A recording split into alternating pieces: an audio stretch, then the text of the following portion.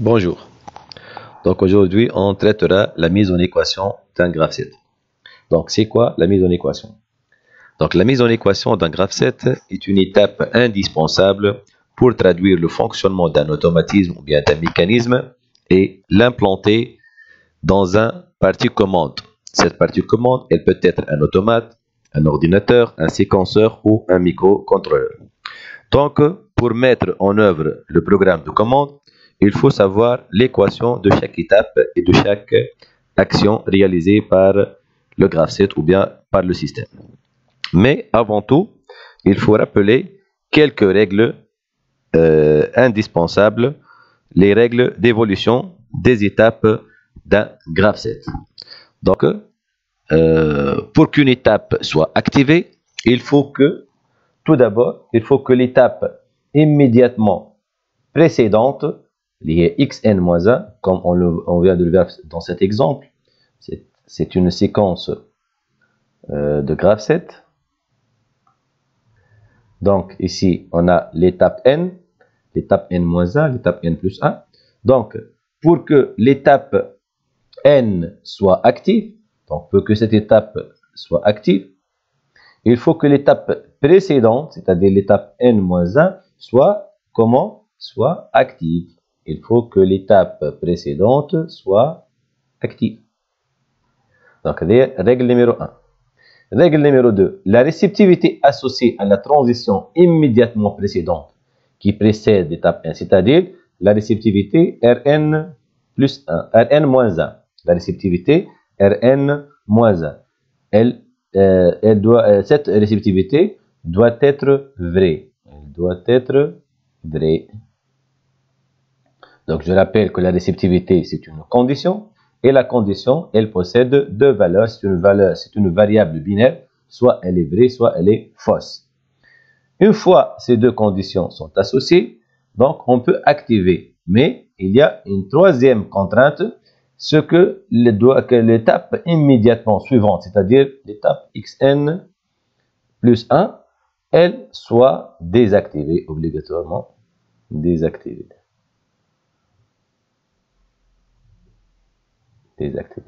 Donc, une fois ces trois conditions sont associées, alors on peut activer maintenant l'étape n et on va le marquer par le jeton, c'est-à-dire que l'étape n, elle est active.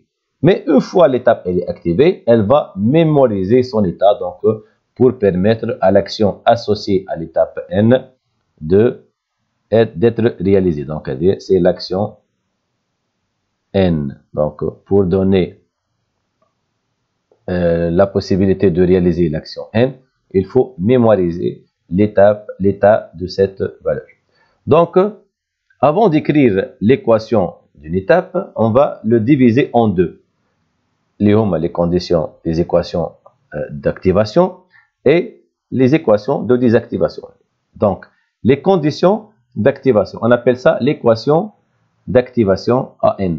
Pour activer l'étape n, il faut que xn-1 soit active et la réceptivité Rn-1 soit vraie.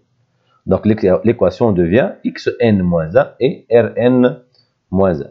Donc ça, c'est ce qu'on appelle l'équation d'activation de l'étape n. Maintenant, la deuxième partie de l'équation, c'est l'équation de désactivation de l'étape n.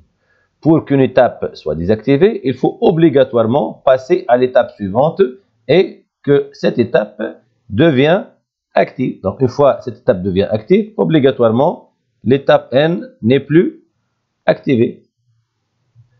Donc, pour cela, comment traduire ce phénomène par une équation? On va écrire tout simplement la désactivation se fait lorsque xn plus 1 est active. Donc, on écrit xn plus 1.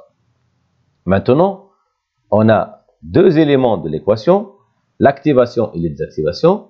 On va écrire l'équation de l'étape n, mais il y a ici, on remarque qu'il y a en marche prioritaire et en arrêt prioritaire.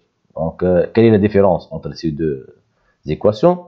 C'est la technologie utilisée pour la commande. Là, surtout dans les séquenceurs, il y a des cellules qui utilisent la technologie en marche prioritaire, des cellules en marche prioritaire, il y a des cellules qui sont en arrêt prioritaire.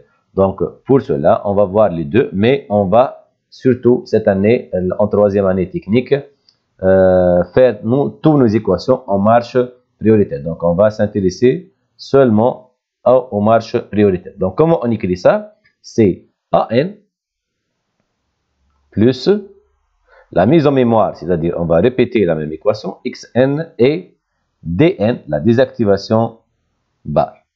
Ce que nous donne xn moins 1 ou et plutôt, je reviens.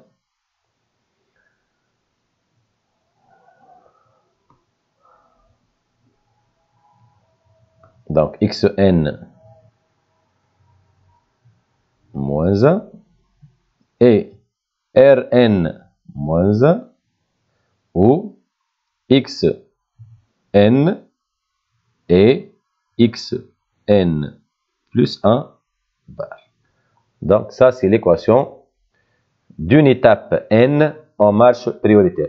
En arrêt prioritaire, ça devient xn moins 1 et Rn moins 1 ou xn le tout et xn moins 1, plutôt xn plus 1, le tout bar. Comme on vient de le dire, on va seulement faire la mise en équation en marche prioritaire. Donc on va admettre cette équation xn est égal à xn moins 1 et Rn moins 1 ou xn et xn plus 1. Donc, pour voir comment faire ça en pratique, on va passer à quelques exemples, différents types de graph set. Et à chaque fois, on va voir comment faire la mise en équation. On commence par l'exemple, le premier exemple, graph set ou bien une séquence de graph set avec une divergence en U. Il nous demande maintenant de donner l'activation de l'étape 2. Quand l'étape 2 est active, l'équation terre, lorsque l'étape précédente est active, c'est-à-dire x n, et la réceptivité précédente est vraie, et R2. Maintenant, quand elle va être désactivée, puisqu'il y a ici une divergence en haut, donc soit elle va vers l'étape 10, soit elle va vers l'étape 20.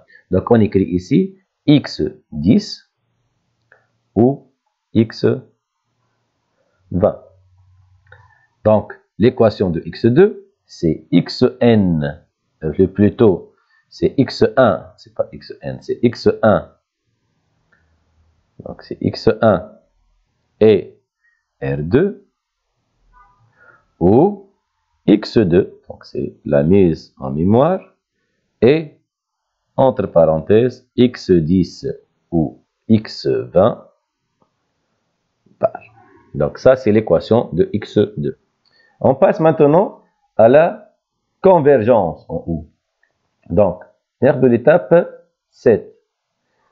L'activation de l'étape 7 se fait soit par l'étape 16 et la réceptivité R17, soit par l'étape 26 et la réceptivité R27. Ça donne X16 et R17 ou X26 et R27. Donc ça, ce sont les conditions d'activation.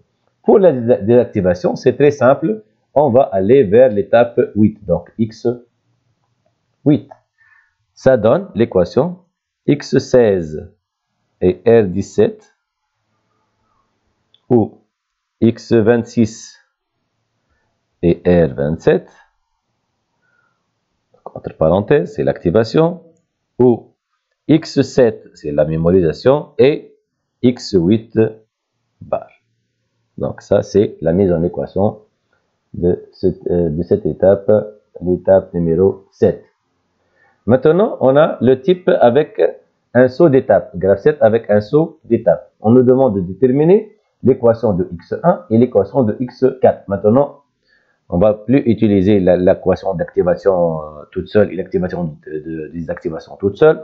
On va travailler directement la mise en équation. Pour x1, x1 elle est activée lorsque x0 est active et R1. Ou la mise en équation, mise en mémoire, x1. Maintenant, quand elle va être désactivée, soit en allant vers 2, soit en allant vers 4, en faisant le saut. Donc, et x2 ou x4, le tout barre. C'est un O ici. Donc, ça, c'est l'équation de x1. Pour x4 maintenant, x4, il est activé par deux méthodes, soit par x3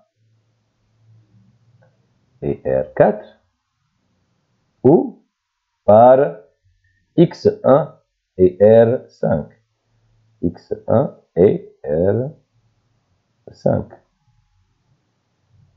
Donc, ou la mise en mémoire de x4, quand elle va être désactivée, le x4, lorsqu'elle va vers l'étape 0, donc x0 bar. Donc, je continue avec d'autres exemples, avec reprise de séquence, divergence en E et convergence en E. Je pense qu'on vient de comprendre le principe. Donc ici, pour la reprise de séquence, x1, elle est activée soit par x0 et R1, soit ou par x3 et R5. x3 et R5. Donc ça, c'est la condition d'activation. Ou mise en mémoire x1. Maintenant, x1, elle est désactivée lorsqu'on passe à x2, donc et x2 bar. Pour le x3, elle est activée lorsque x2 est active et R3, ou x3, la mise en mémoire. Maintenant, quand elle va être désactivée, le 3, si on passe vers 4 ou on revient vers 1, donc ça donne et x1 ou x4, le tout. Donc ça, c'est l'équation de x3. Pour l'avant-dernier exemple, la divergence en E, ici, l'activation de 2 se fait par x1 R2. La désactivation de D se fait puisqu'il y a une divergence en E automatiquement en allant vers 10 et 20. Donc on écrit x10 et x20. Et l'équation, ça devient x1 et R2 ou la mémorisation x2 fois x10 et x20, le tout bar. Donc ça, c'est l'équation de notre étape x2. Enfin, pour la convergence en E, pour l'étape 7, elle est activée simultanément par le 26, le 16, donc c'est le x16 et x26 et R7, puisque c'est une convergence en E. Pour la désactivation, c'est tout simplement le x8. Et l'équation, ça donne x16 et x26 et R7 ou x7 et x8 bar. Donc, ça, c'est la mise en équation de graphe 7. Inch'Allah, تكونوا فهمتوا et bonne chance.